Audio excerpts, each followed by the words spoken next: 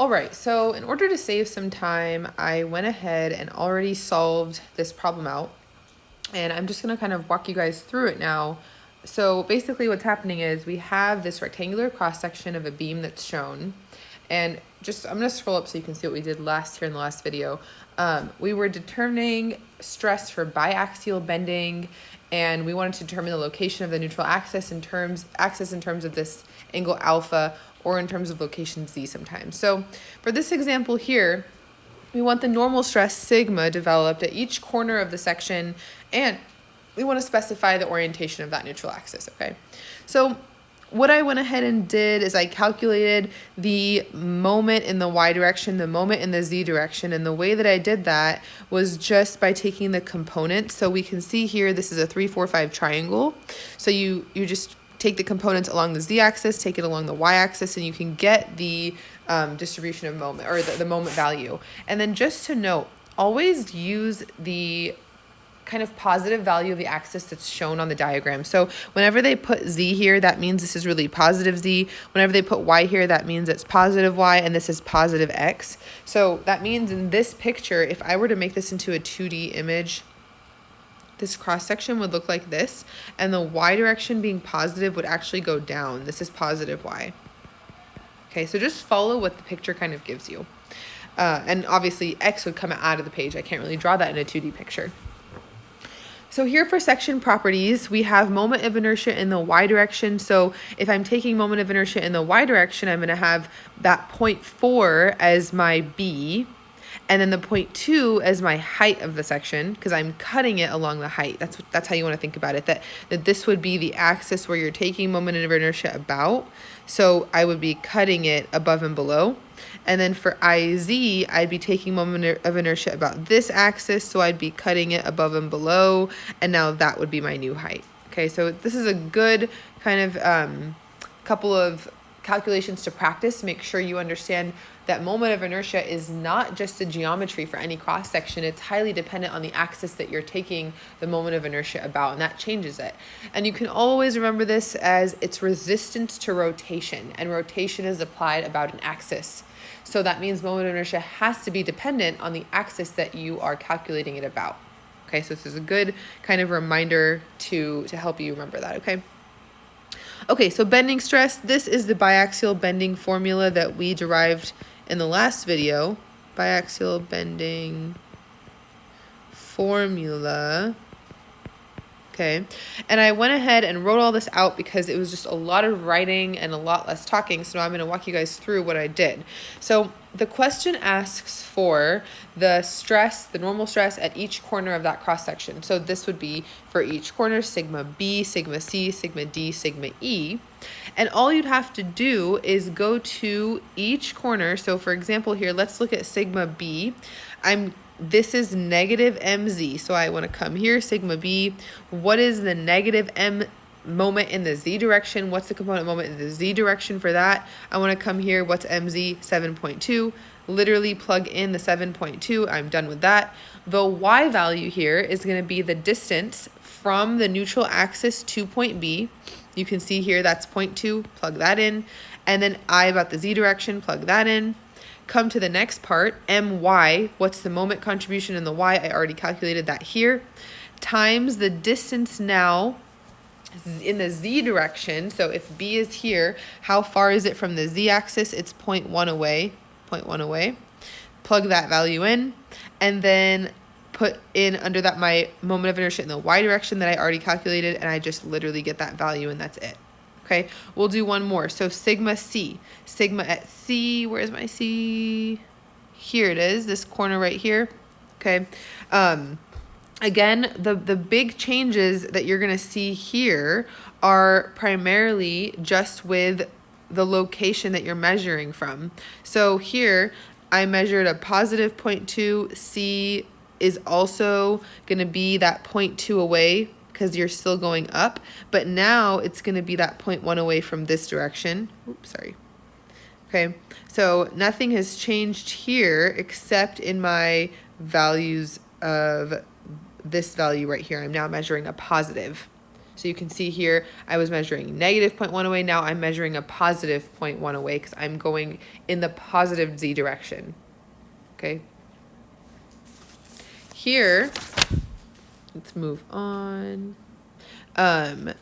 With sigma d, you can see here, I'm going to have the negative 0.2. That would be my y from d. Let me show you here. I would be here, d, and I'd have to measure from the y direction, this 0.2, and then the 0.1 away, of course, from the z axis. Okay, so I get all of these values here.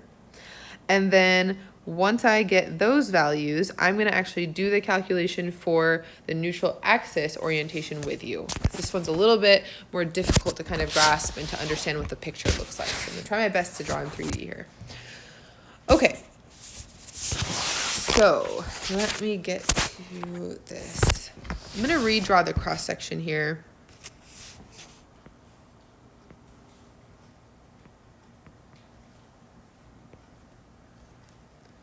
And then, of course, this is our positive z direction. And this downward direction is our positive y direction. And we know that our moment is being applied in some direction here.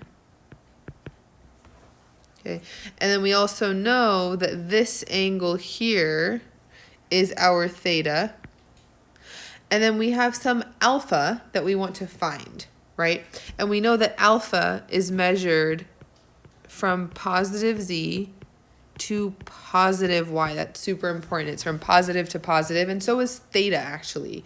So when we take theta, we want to find theta, we need to take the negative inverse tangent, because I drew theta going above from z to negative y technically, so I'm going to take the negative of it, of 4 over 3, and I get this negative 53.1. This is just given from the geometry. This is a 345 angle that the moment acts about. And so really what I'm saying is it's 306.9 degrees from the 0 mark, because my 0 will be measured downward from this direction. That makes sense. Okay. Let me get rid of that so it doesn't confuse anybody.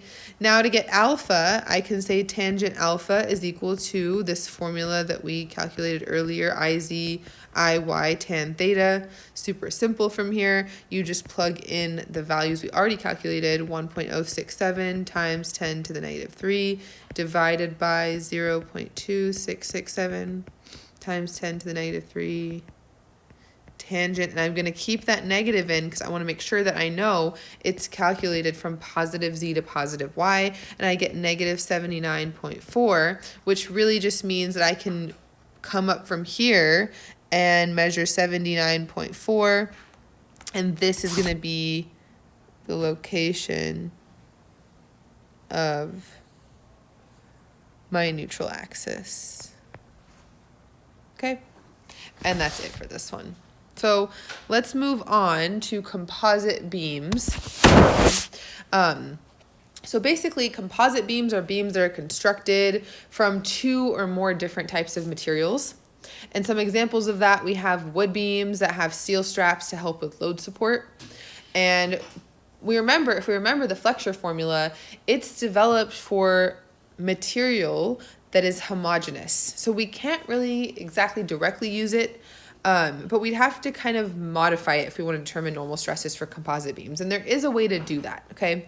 So what we can do to modify or transform a beam's composite section is we can kind of take whatever the area is of the second material and transform it into an area of the first material, okay? So that might sound really weird and really confusing, but I will show you an example and you'll see how simple that can be. Okay, so consider the following composite beam. What we have here is we have 2 steel plates that have been attached to a wooden beam. And when we apply the moment, the total cross-section is going to remain plane after bending, and then the displacement is continuous, so we have that normal strain that will still vary linearly from 0 to the neutral axis to some maximum located farthest away from the neutral axis. Okay, and here we have all these diagrams basically that shows what happens when we have these 2 different types of materials. Okay, so what we want to do is I'm just going to show you usually here, let me write this down in a space that's empty. We're assuming linear elastic material, right? Linear elastic material.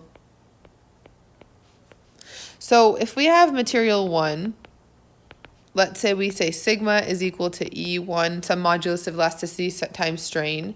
Material 2, we have sigma is equal to some other modulus of elasticity and strain. We're going to assume that E1 is greater than E2, which means that material 1, we're going to pick this, material 1 is stiffer than material 2.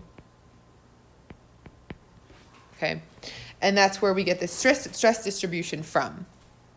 Okay, what we're gonna do is, so I'm gonna actually come back here. These pictures here, these figures show 2 different types of materials, a stiffer material, that's what this corresponds to, and then a less stiff material. And then you can see what happens is when we transform the sections, now we have, if this was, let's say a wood, let's say this was wood and this was steel, now we have a section that's all wood, but you can see the top part has a larger dimension than the steel plate, because we're saying that, hey, if we replace that steel portion with a wood portion, it would have the same stress and strength it could if we increase the dimensions of it. Okay, and the same thing here. We could transform the wood section to a steel section by just decreasing the dimension. It would have the same stress or equivalent load that it can carry. So that's the idea here. We're not doing this in real life, but we're just doing it so that we can easily calculate what's happening using the flexure formula that we already derived. There's one application that this is super important for, and you might have already realized where we're going with this, but it's for reinforced concrete, which is one of the most common types of beams that include different types of materials in it.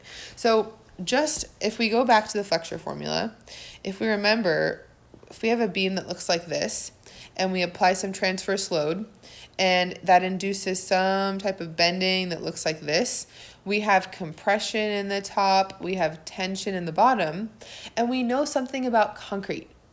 Okay, concrete is really bad in tension. Concrete performs really poorly in tension. So in order to fix that, in order to help us still be able to build with concrete, what we do is we add reinforcement. We add rebar, steel rebar. Okay, we add rebar to up the tension or the tensile strength of our concrete beams. But when we do that, what happens is you'll see some kind of cross section that looks like this, maybe 2 bars of rebar at that cut. What happens is we now have to transform this section if we want to use our bending formula for it, okay? And we have some pretty simple ways that we can do that, okay? So here, if we're talking about reinforced concrete beams, we have some defined distances that we can use. So we have a distance D, which is the distance from the top of the beam to the steel reinforcement. So I'm going to redraw that picture here for you. This is a cross section. However much reinforcement you have, the distance D would be this. The beam's width here would be this B, and H prime is the unknown distance from the top of the beam to some neutral axis, and that neutral axis location is no longer necessarily in the middle because that reinforcement changes it. So that's what we kind of have to figure out. We have to figure out what H prime will give us that centroid of the cross-sectional area when we transform it. Okay, so we're going to do an example of this here, and hopefully that'll help you figure out how to understand what we do with reinforced concrete beams. So you can see we have a reinforced concrete beam with a cross-sectional area shown, and if it's subject to some bending moment of 60 kips, this is about the z-axis, this is an MZ, right, because this is a bending problem. We want to determine the normal stress in each of the steel reinforcing rods and the max normal stress in the concrete. Okay, so since the beam is concrete, the following analysis will neglect its strength in supporting tensile stress. So we're going to assume that the concrete doesn't really support anything in tension. Okay, so let's start with section properties. We have area of the steel rebar. It's circular, right? Circular cross section, so times pi r squared. We get 1.571 inches squared. And what we're going to do is we're going to transform to an equivalent area of concrete. Okay, so my transformed area is going to be called A prime, and all I have to do is multiply it by some n value times the area of steel, and the n value is a function. It's just the ratio of modulus of elasticity of steel divided by that of concrete that was given. And oops, I forgot to multiply by the area, times this 1.571 inches squared that we just solved for, and we get a new area of that right there.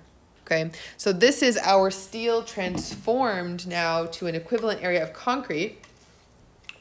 And it makes sense because we need a lot more steel now, or sorry, a lot more concrete to replace that strength that the steel is giving to this beam. Okay, so we now have to require the centroid of the beam's cross-section to lie on the neutral axis, right? That was a requirement of our bending formula. We require the centroid of the beam to lie on the neutral axis.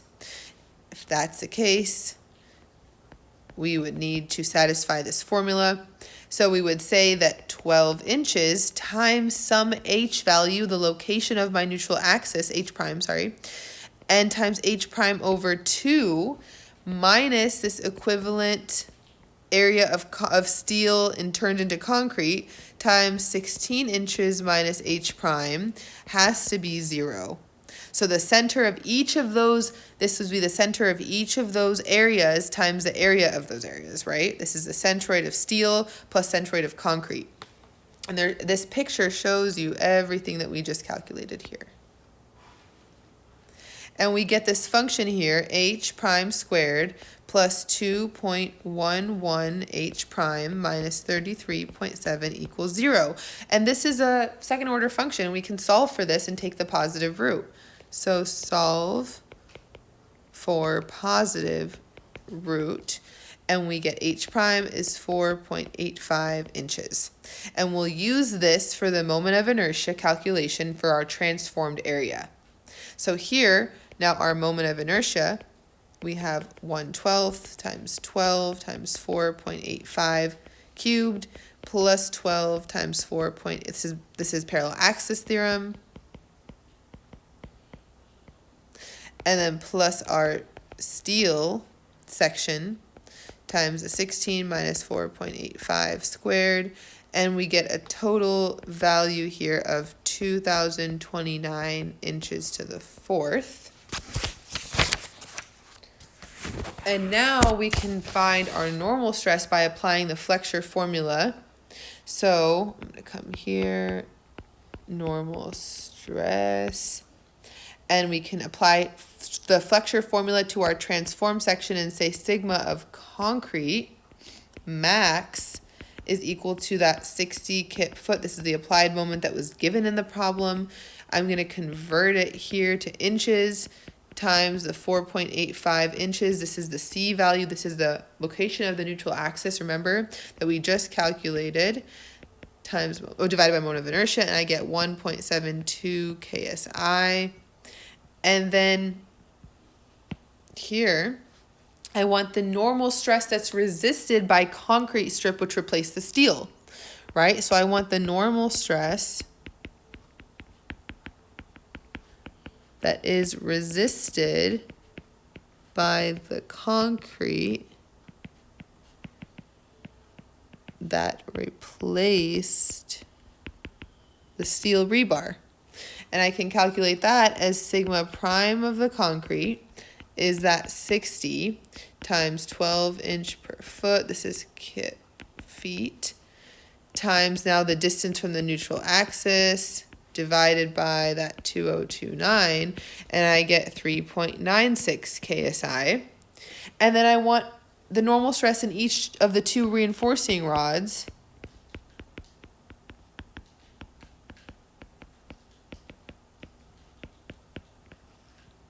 And I get sigma steel equals N sigma prime of concrete. So I can say 29. I'm converting this back now to the steel.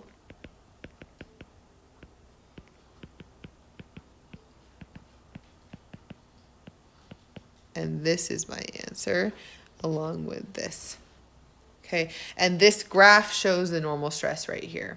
This is a graphical picture. So we have the 1.72, which is the normal stress of the concrete, and the 31.9, which is the normal stress of each of the steel rebar that we added. Okay, so this concludes topic 5, which is all about bending, and the next video is going to be topic 6, which is transverse shear.